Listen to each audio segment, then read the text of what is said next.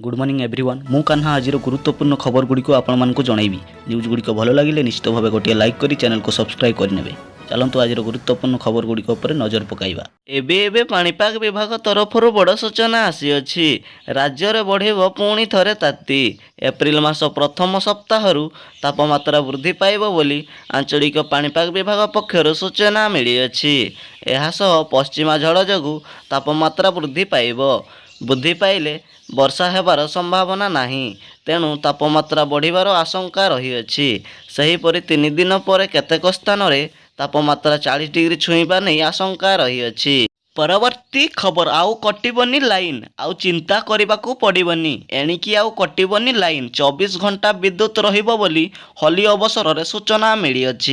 पूर्वरु जेउ भली विद्युतर समस्या देखा जाउथला ताहा आउ देखा जीवनी प्रति परिवार 24 घंटा विद्युत सेवा पाई परिबे।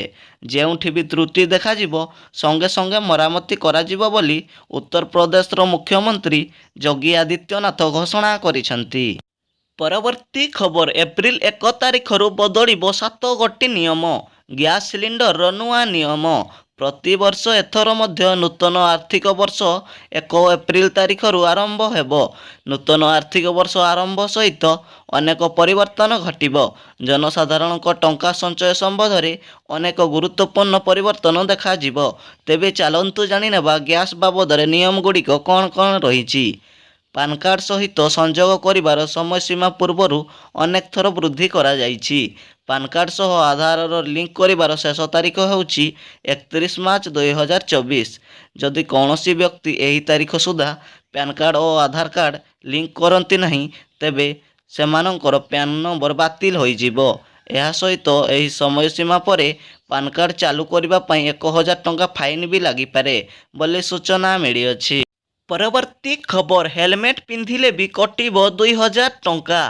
ट्राफिक रो नुआ नियम अनुसार हेलमेट न पिंधि गाड़ी चलाइले आपन को फाइन देबाको पड़िबो। केवल एतिकी नुहे एथिपाई ट्राफिक पुलिस 1000 रु 2000 टंका पर्यंत फाइन भी जारी करिछि। एही नियम जानिला परे भी अनेक लोक हेलमेट पिंधंती नहीं। लोक माने हेलमेट पिंधंती किंतु सठिक भाव में पिंधिबाकू भूली जाइथांती। एभली परिस्थिति रे मु आपण मानकू कहूछि जे सठिक भाव में हेलमेट पिंधिबे जहा द्वारा आपण फाइन ठारू दूरेई रहिबे। तेणु 2 चकिया जान चालकक उपरे हेलमेट पिंधिबा किंबा सठिक भाव में हेलमेट न पिंधिबा जगू आपण को 2000 टंका फाइन मध्य लागि पारे बोली केंद्र सरकार घोषणा करिसंती।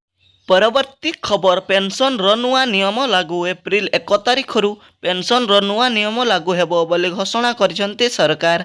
नुआ एवं पुराना समस्त उपभोक्ता 2 फैक्टर ऑथेंटिकेशन बा 2 स्तरीय प्रमाणता उपयोग करिवे एवं 2 फैक्टर ऑथेंटिकेशन न कले लॉगिन करि परिबे नहीं। एप्रिल 1 तारिख आधार कार्ड अनुसार लॉगिन आरंभ हेबो। जदि एही 2 स्तरीय प्रमाणता न कले तेबे आपण पेंशन पाई परिबे नहीं। एही 2 फैक्टर नियमटी ऑनलाइन ठकामी काम को रोकिबा पई सरकार एही नियम को जारी करिसंती। परवर्ती खबर कमिला पेट्रोल रो दर गाड़ी चालक मानकू होली अवसर रे खुशी खबर मिली अछि। तेबे गाड़ी चालक मानकू होली रो उपहार रे पेट्रोल किनिबा पई एवं डीजेल किनिबा पई दर मूल्य ह्रास करा जाइछि। भुवनेश्वर रे पेट्रोल लीटर प्रति 100 टंका रहिथिबा बेले डीजेल रो मूल्य 93 टंका रही अछि बोली सूचना मिली अछि। परवर्ती खबर ओडिशा सरकार आउ एक नुआ योजना आरंभ करिसंती। योजनार नाम होउछि स्वयं योजना।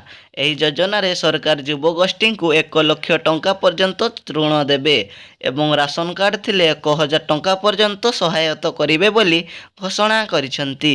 एही योजना को आवेदन करिबाकू हेले आपणकर बयस 18 वर्ष रो अधिक होइथिबा आवश्यक एवं बीएसकेवाई नवीन कार्ड थिबा मध्य निहाती आवश्यक। तेबे जाय आपण एही योजनार लाभ उठाई पारिबे बोली सूचना मिली अछि। परवर्ती खबर नीट परीक्षार तारीख घोषणा हैला। आसंता मे मास 5 तारिख दिन नीट परीक्षा हेबो बोली बोर्ड पक्षर सूचना मिली अछि।